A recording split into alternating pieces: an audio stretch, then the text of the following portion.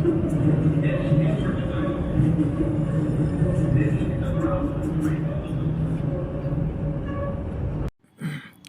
हिंद दोस्तों, आज हम लोग रिवाइज योर सेल्फ का बुक कवर करेंगे। चलिए पहला क्वेश्चन स्टार्ट करते हैं ज़्यादा वार्तालाप ना करते हुए।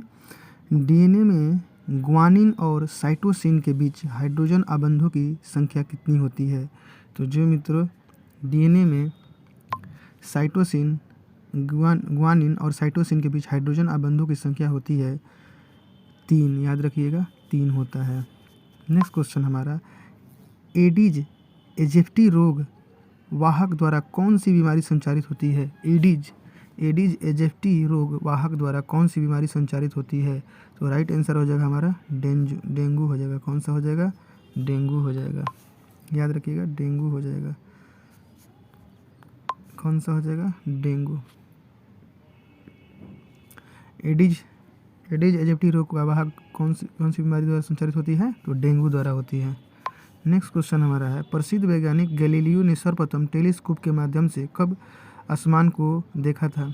टेलीस्कोप से मतलब इसने गैलीलियो ने कब आसमान को देखा था? तो याद रखिएगा रात में देखा था। कब देखा था? रात में देखा था।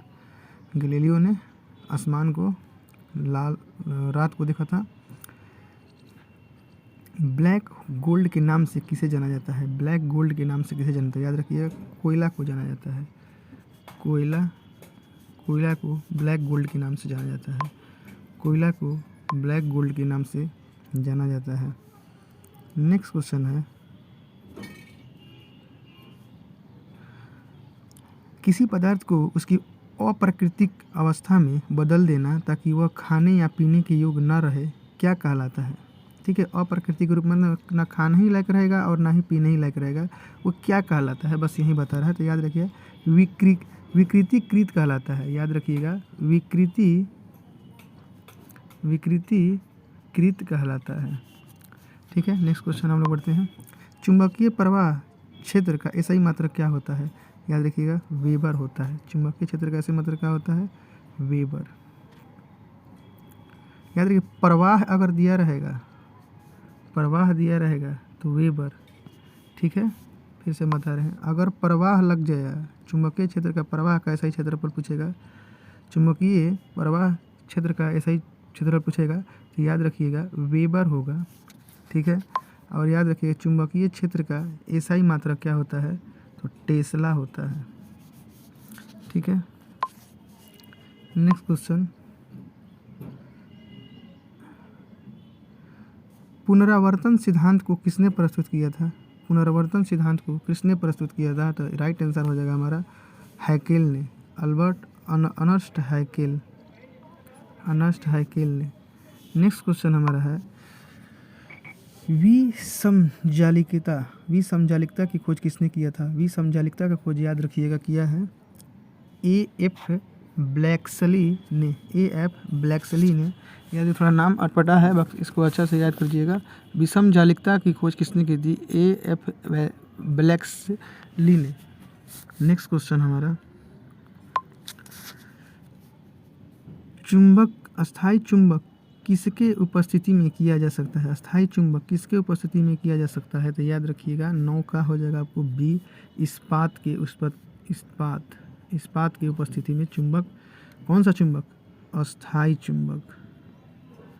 याद रखिएगा। नेक्स्ट क्वेश्चन हमारा है, काला गाढ़ा चिपचिपिया पदार्थ जो कोयले के भंजक आसवन द्वारा कोयले गैस के उत्पादन के दौरान उत्पन्न होता है, ये क्या कहलाता है? तो याद रखिएगा ये कहलाता है कोल तार। क्या कहलाता है? कोल तार कहलाता है।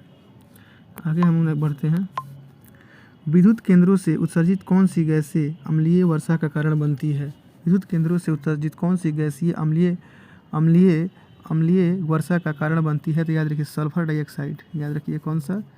सल्फर डाइऑक्साइड, यानी SO2 और एक होता है NO2, अम्लीय वर्षा का कारण होता है। ठीक है, नेक्स्ट क्वेश्चन हम लोग आगे बढ़ते हैं।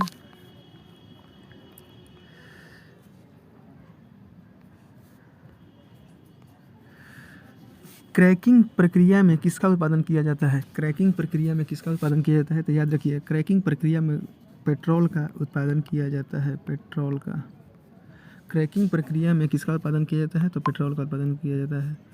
बेकिंग सोडा का नाम से किसको जानते हैं? तो याद रखिएगा बेकिंग सोडा का नाम से जानते हैं सोडियम बाइकार्बोनेट। देखिए इसका ट्रिक है, देखिए ब लगा है ना, जो बेकिंग सोडा लिखा है ना जिसमें ब लगा है ना, उसमें ब में ब से ही याद रखिएगा लास्ट में बाई होता है। नहीं तो कोई कोई सोडियम कार्बोनेट भी मारता है, तो ब से याद रखिए बेकिंग सोडा पूछा है, ठीक है, यानी बाई, ठीक है ना, ब से बाई। किसको बेकिंग सोडा कौन करता है? बाई करती है। नेक्स्ट क्वेश्चन है, एक नीले लिटमस पत्र को पहले तनु अम्ल में डुबोया गया तो लिटमस पत्र के रंग पहले लाल और बाद में वह किस रंग में बदल जाता है? तो याद रखिएगा वो फिर बाद में नीला बदल जाएगा। क्या हो जाएगा? नीला में बदल जाएगा, नीला में। नेक्स्ट क्वेश्चन, ऐसे पदार्थ जो वायुमंडल में जल के अणुओं को अवशोषित करने की क्षमता रखते हैं क्या कहलाते हैं? तो याद रखिएगा ये कहलाते हैं प्रस्वेदी। कहलाते हैं प्रस्वेदी। क्या कहलाते हैं? प्रस्वेदी कहलाते हैं। नेक्स्ट क्वेश्चन हमारा है, प्रकाश का कौन सा रंग प्रिज्म में होकर सबसे कम अपसरित होता है? मैंने कह रहा है प्रकाश का कौन सा रंग प्रिज्म से होकर सबसे कम अपसरित होता है? तो याद रखिएगा ये हो जाएगा हमारा लाल। ये लाल जो है ना प्रिज्म से कम होकर अपसरित होता है। प्रिज्म से याद रखिए, प्रिज्म से कम होकर उत्सर्जित होता है। नेक्स्ट क्वेश्चन हमारा है, रासायनिक तत्वों में बेरियम की परमाणु संख्या कितनी होती है? रासायनिक तत्वों में बेरियम की परमाणु संख्या कितनी होती है? तो याद रखिए बेरियम की परमाणु संख्या 56 होती है। याद रखिए बेरियम, बस है बेरियम, और परमाणु संख्या कितनी होती है? 56 होती है। बेरियम की परमाणु संख्या कितनी होती है? तो 56 होती है। याद रखिए बेरियम की परमाणु संख्या कितनी होती है? 56 होती है बेरियम की परमाणु संख्या। नेक्स्ट क्वेश्चन हम आगे बढ़ते हैं, रेयॉन के निर्माण के लिए कच्चे माल के रूप में किसका प्रयोग किया जाता है? तो याद रखिएगा रेयॉन के निर्माण में कच्चे माल के रूप में प्रयोग किया जाता है आपको सेल्यूलोज को याद रखिएगा सेल्यूलोज को। रेयॉन के लिए रेयॉन के निर्माण के लिए कच्चे माल के रूप में किसका प्रयोग किया जाता है? सेल्यूलोज को। रेयॉन के निर्माण के लिए कच्चे माल के रूप में किसका प्रयोग किया जाता है? सेल्यूलोज को। नेक्स्ट क्वेश्चन है हमारा, लोहा धातु में जंग लगाने के लिए वायु में ऑक्सीजन के साथ और किसकी आवश्यकता होती है? तो याद रखिएगा, कह रहा है क्वेश्चन फिर से रिपीट कर रहे हैं, लोहा धातु में जंग लगने के लिए वायु में ऑक्सीजन के साथ और किसकी आवश्यकता होती है? तो याद रखिए और आवश्यकता होती है जल की। जब तक जल नहीं रहेगा तब तक ऑक्सीजन से क्रिया करके लोहा पर ये जंग नहीं लगेगा। याद रखिए जंग लगा हुआ लोहा हमेशा क्या होता है? भारी होता है। ये बार बार क्वेश्चन पूछ चुका है। नेक्स्ट क्वेश्चन है, कोयले का हल्का प्रकार जो वायु की उपस्थिति में कोयले के जलने से बनता है यह क्या कहलाता है? तो याद रखिएगा कोयले के जलने से जो बनता है वो कहलाता है हमारा कोक। क्या कहलाता है? कोक। कोयले का हल्का प्रकार जो वायु की उपस्थिति में कोयले के जलने से बनता है वह कहलाता है कोक। दांतों को क्षय रोग से रोकने के लिए अधिकांश टूथपेस्ट में क्या मिलाया जाता है? तो आपको पता ही है कि क्या मिलाया जाता है। तो मिलाया जाता है आपको फ्लोराइड बनाया जाता है।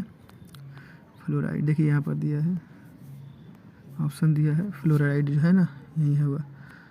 अगला क्वेश्चन है, 13 प्रकोष्ठ युक्त हृदय किस प्राणी का होता है? याद रखिएगा मनुष्य का होता है 4 कोष्ठक, मछली का 3 कोष्ठक होता है, मगरमच्छ का 4 कोष्ठक होता है, पक्षी का भी 4 कोष्ठक होता है। रेक्टाइल सब का जो होते हैं, जो रेंगने वाले होते हैं, उन लोग का 3 होता है, जैसे हो गया छिपकली वगैरह। लेकिन कह रहा है 13 को जिसके हृदय में, हार्ट में 13 कोष्ठक है, उसका नाम क्या है? तो याद रखिएगा उसका नाम है तेलचट्टा, कॉकरोच। क्या हो जाएगा? कॉकरोच। नेक्स्ट क्वेश्चन, बिना पौधे को किसी के अनुप्रयोग से लंबा किया जा सकता है? तो याद रखिए बिना पौधे को किसके अनुप्रयोग से लंबा किया जा सकता है? तो याद रखिए बिना, इसका राइट आंसर हो जाएगा आपको ऑक्सीन। क्या हो जाएगा? ऑक्सीन हो जाएगा। याद रखिएगा ऑक्सीन हो जाएगा। बौने पौधों को याद रखिएगा, बौना पौधा जो होता है ना, बौना पौधों को किसके अनुप्रयोग से लंबा किया जा सकता है? तो ऑक्सीन, बौना पौधों का ऑक्सीन। नेक्स्ट क्वेश्चन है आपका, कौन सा पादप तना संचयन तथा चिरकालिकता का कार्य करता है? तो याद रखिएगा इसका राइट आंसर हो जाएगा ऑप्शन नंबर डी, हल्दी। क्या हो जाएगा? हल्दी। याद रखिएगा, फिर से रिपीट कर रहे क्वेश्चन को हम, कौन सा पादप तना संचयन तथा चिरकालिता का कार्य करता है? तो हल्दी। चिरकालिता याद रखिए, चिरकालिता का संचरण कौन करता है? तो हल्दी।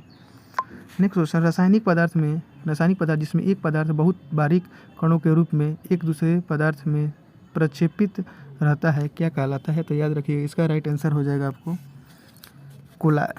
कोलाइड। क्या हो जाएगा?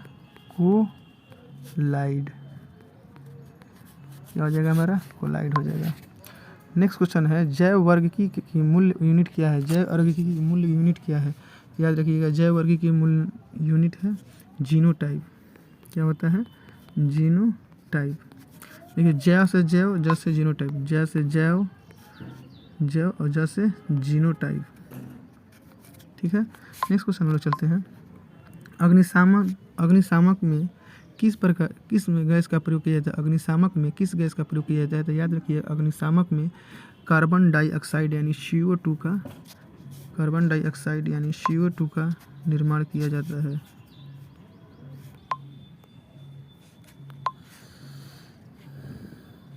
CO2 का निर्माण करते हैं, याद रखिएगा। नेक्स्ट क्वेश्चन है, ऑर्निथोलॉजी में किसका अध्ययन किया जाता है? तो ये सबको पता है कि ऑर्निथोलॉजी में पक्षियों का अध्ययन किया जाता है। किसका अध्ययन किया जाता है? पक्षियों का, बर्ड्स का। नेक्स्ट क्वेश्चन आगे बढ़ते हैं, ऊपर फेंके गए किसी पिंड का गुरुत्वीय त्वरण कितना होता है? याद रखिएगा, ऊपर फेंके गए किसी पिंड का गुरुत्वीय त्वरण कितना होता है? तो 9.8 मीटर प्रति सेकेंड स्क्वायर। याद रखिएगा, जब भी ऊपर कोई फेंका जाएगा सामान, तो याद रखिएगा उसका मान यही होगा। ठीक है। नेक्स्ट क्वेश्चन हमारा, एक रासायनिक विक्रिया जिसमें कोई पदार्थ ऑक्सीजन से संयोग करके प्रकाश, ऊष्मा और ज्वाला उत्पन्न करता है, क्या कहलाता है? तो याद रखिएगा, ये कहलाता है आपको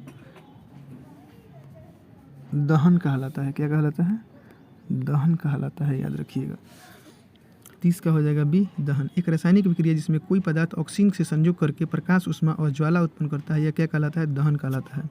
नेक्स्ट क्वेश्चन है कि यदि ऑक्सीजन का घनत्व हाइड्रोजन से 16 गुना हो, यदि ऑक्सीजन का घनत्व हाइड्रोजन से 16 गुना हो, तो उसका तदरूपी ध्वनि का वेग का अनुपात क्या होगा? ध्वनि के वेग का अनुपात क्या होगा? तो राइट आंसर हो जाएगा 1:8 हो जाएगा। क्या हो जाएगा? 1:8 हो जाएगा। अब कैसे, ये बताते रहे हैं। ऑक्सीजन का घनत्व हाइड्रोजन से, देखिए हाइड्रोजन का संयोजकता कितना होता है? 1 होता है। ठीक है। और ध्वनि में पूछ रहा है, तो याद रखिए क्या करिएगा ना, आप करिएगा ऑक्सीजन का जब 16 हो जाता है तो इसका 8 कर दीजिएगा, आधा कर दीजिएगा। ठीक है, 8 दूनी 16। नेक्स्ट क्वेश्चन हमारा अगला क्वेश्चन है, बिना बुझे चूना का रासायनिक नाम क्या है? बिना बुझे चूना का रासायनिक नाम क्या है? तो याद रखिएगा, बिना बुझे चूना का रासायनिक नाम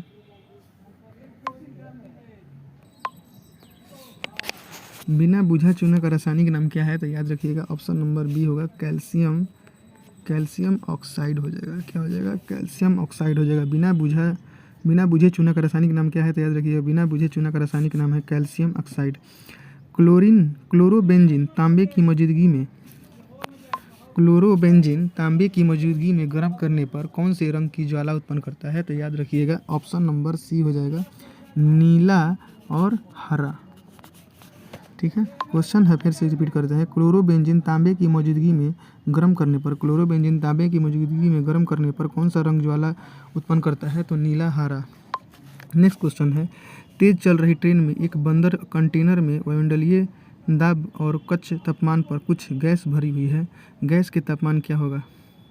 तेज चल रही ट्रेन में एक बंद कंटेनर में वायुमंडलीय दाब और कच्छ तापमान पर कुछ गैस भरी हुई है, गैस के तापमान का मान क्या होगा? तो याद रखिए, गैस के तापमान का मान हो जाएगा आपका ऑप्शन नंबर सी, यानी अपवर्तित रहेगा। स्लीपर जंतु किसका सामान्य नाम है? स्लीपर जंतु किसका सामान्य नाम है? तो याद रखिएगा, ऑप्शन नंबर ए, मोनोसिस्टिक का। याद रखिएगा, मोनोसिस्टिक। स्लीपर जंतु किस जंतु का सामान्य नाम है? तो क्लोरोसिस्टिक का। समुद्री जल या लवण युक्त जल से लवण निकालना क्या कहलाता है? तो सबको पता है, ये क्या कहलाता है? आपको कहलाता है विलवणीकरण। क्या कहलाता है? विलवणीकरण कहलाता है। विलवणीकरण कहलाता है। विलवणीकरण कहलाता है। समुद्र जल या लवण युक्त जल से लवण निकालने का क्या कहलाता है? विलवणीकरण कहलाता है। फुफ्फुस शिरा रक्त वाहिकाएँ साफ रक्त को कहाँ ले जाती है? तो याद रखिएगा, फुफ्फुस शिरा जो है रक्त वाहिका साफ रक्त को कहाँ ले जाती है? तो याद रखिएगा हृदय। इसका राइट आंसर हो जाएगा आपको 6 का बी हो जाएगा। फेफड़ा से हृदय की ओर, फेफड़ा से हृदय की ओर ले जाएगी। याद रखिएगा क्या हो जाएगी?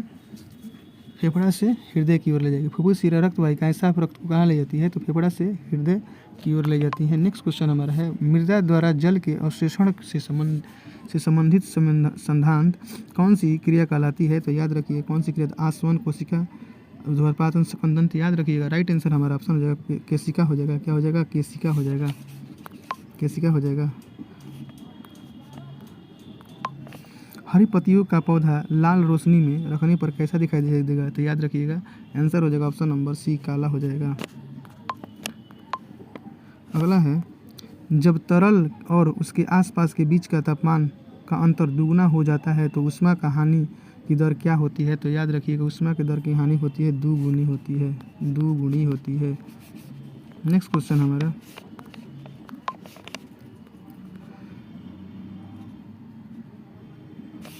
एक और क्वेश्चन है इसी में, एलिफैटिक या एरोमेटिक सल्फोनिक अम्ल के सोडियम लवण जिसमें साबुन की तरह मैल साफ करने का गुण होता है क्या कहलाता है? तो याद रखिएगा ये कहलाता है आपको अपमार्जक। क्या कहलाता है? अपमार्जक कहलाता है। नेक्स्ट क्वेश्चन हमारा है, काला जार का संचार किस मक्खी के से होता है? तो याद रखिए काला जार जो होता है वो सिकता मक्खी के कारण होता है। काला जार याद रखिएगा, काला जार सिकता मक्खी। काला जार सिकता, अभी सीख रही है काला जार फैलाने का, ठीक है, ऐसे याद रखिएगा ट्रिक से।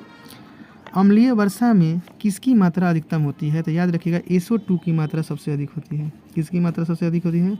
SO2 की मात्रा सबसे अधिक होती है, यानी सल्फर डाइऑक्साइड की मात्रा सबसे अधिक होती है, यानी ऑप्शन नंबर ए आपका राइट आंसर हो जाएगा। नेक्स्ट क्वेश्चन है, निम्न में से कौन सा तत्व यह निर्धारित करता है कि समान वंश और प्रजाति के जीवों का समूह सामान्य स्रोत से अद्भुत होता है या भिन्न स्रोत होते हैं? तो याद रखिएगा इसका राइट आंसर हो जाएगा ऑप्शन नंबर ए। ऑप्शन नंबर जीव प्रारूप हो जाएगा। अगला क्वेश्चन है 14 नंबर, किसी ग्रह की त्रिज्या r की परिक्रमा अवधि t है और है तो त्रिज्या 4r की कक्षा में परिक्रमा अवधि क्या होगी? तो याद रखिएगा इसका राइट आंसर हो जाएगा ऑप्शन नंबर डी, 4t हो जाएगा। क्या हो जाएगा? 4t हो जाएगा। 4t हो जाएगा। नेक्स्ट क्वेश्चन है, आवर्त सारणी के द्वितीय आवर्त के तत्व तृतीय आवर्त के तत्वों से कैसे संबंध रखता है? तो याद रखिएगा तृतीय आवर्त के तत्वों से कैसे संबंध रखता है, तो बताते हैं हम आपको कौन से संबंध रखता है। तो याद रखिएगा राइट आंसर इसका हो जाएगा ऑप्शन नंबर सी, विकर्षण हो जाएगा। क्या हो जाएगा?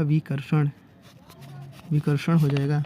नेक्स्ट क्वेश्चन है, बहुत ही VVI है, याद रखिएगा ये जो क्वेश्चन बताने जा रहे हैं ये अब तक का सबसे VVI प्रश्न है, 100% ये एग्जाम में पूछते रहता है। क्वेश्चन है, कोई हवाई जहाज एक समान रफ्तार से क्षैतिज उड़ान भर रहा है और उसमें से एक बैग नीचे फेंका जाता है। वायु के प्रतिरोधक को नज़रअंदाज करते हुए जब बैग भूमि पर गिरेगा तब हवाई जहाज का बैग से क्या स्थिति रहेगा? तो याद रखिएगा हवाई जहाज से गति होगा आगे की ओर। क्या होगा? आगे की ओर रहता है। याद रखिएगा क्या होता है? आगे की ओर। कोई झोला ऊपर से गिराएगा ना, मान लीजिए एरोप्लेन है, ठीक है, इस एरोप्लेन से कोई आसमान पर से गिराता है तो याद रखिएगा ये जो सामान गिरेगा इसके आगे की ओर गिरेगा, ये ना कि पीछे की ओर नहीं गिरेगा, ये आगे की ओर गिरेगा। क्या गिरेगा? आगे की ओर, ठीक है।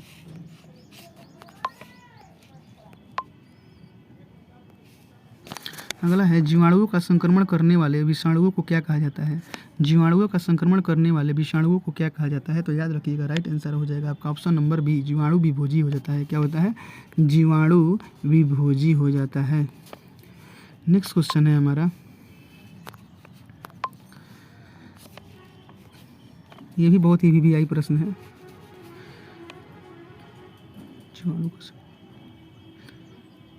तुंगता संचयी मेघ कितने तुंगता पर बनते हैं? तुंगता संचयी मेघ तुंगता संचयी मेघ कितने तुंगता पर बनते हैं? तो याद रखिएगा कितने तुंगता पर बनते हैं, तो option number A 2000 mm, 2000 M, केवल 2000 एम से 6000 एम, यानी 2 का पढ़ा 3 पढ़ दीजिएगा, 2 3 6, यानी 6000 mm, 2000 तुंगता। याद रखिएगा तुंगता संचयी मेघ, मेघ मतलब बादल, कितने तुंगता पर बनते हैं? तो 2000 mm से 6000 mm। अगला क्वेश्चन है AlCl2 की उपस्थिति में, AlCl2 की उपस्थिति में बेंजीन में क्या मिलाना प्रतिस्थापन अभिक्रिया का उदाहरण है? तो याद रखिएगा इसका राइट आंसर हो जाएगा हमारा ऑप्शन नंबर बी Cl2। क्या हो जाएगा? Cl2। नेक्स्ट क्वेश्चन हमारा है परस्पर घुल मिल जाने की स्वाभाविक प्रक्रिया क्या कहलाती है? परस्पर घुल मिल जाने की स्वाभाविक प्रक्रिया को क्या कहते हैं? परस्पर घुल मिल जाने की स्वाभाविक प्रक्रिया को क्या कहते हैं? तो याद रखिए विसरण कहते हैं। क्या कहते हैं? विसरण कहते हैं। फाइब्रिनोजन के द्वारा किसको फाइब्रिन में परिवर्तित किया जाता है? तो याद रखिएगा फाइब्रिनोजन के द्वारा किसको, तो याद रखिएगा इसका राइट आंसर हो जाएगा ऑप्शन नंबर ए थ्रोम्बिन को। क्या होता है? थ्रोम्बिन को। याद रखिएगा फाइब्रिनोजन किनके द्वारा फाइब्रिन में परिवर्तित होता है? तो याद रखिए थ्रोम्बिन। नेक्स्ट क्वेश्चन है हमारा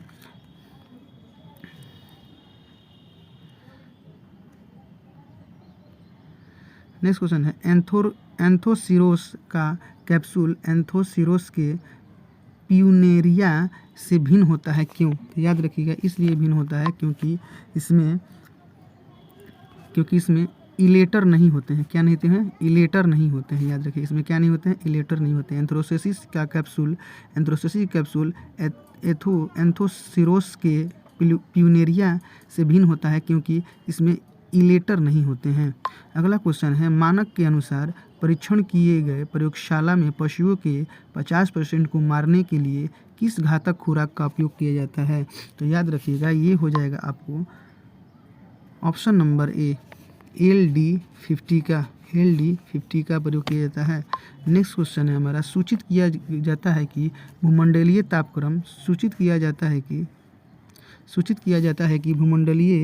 भूमंडलीय तापक्रम में वृद्धि के कारण समुद्र का pH मान घट रहा है। यह समुद्र जल द्वारा किस गैस को अधिक मात्रा में लेने से हो रहा है? अगर समुद्र का pH मान घट रहा है, आखिर क्यों घट रहा है? तो याद रखिए किसके लेने से घट रहा है हमारा समुद्र का pH मान? तो याद रखिएगा कार्बन डाइऑक्साइड यानी CO2 के कारण क्या हो रहा है? समुद्र के जल का pH मान लगभग इसका 8.5 होता है समुद्र के जल का pH मान लगभग। तो याद रखिएगा ये हो जाएगा कार्बन डाइऑक्साइड के कारण क्या होता है? इसका pH मान घट रहा है। म्यूंज मेटल किसका मिश्र धातु है? म्यूंज मेटल किसका मिश्र धातु है? तो म्यूंज मेटल याद रखिएगा ऑप्शन नंबर ए तांबा और टीन का।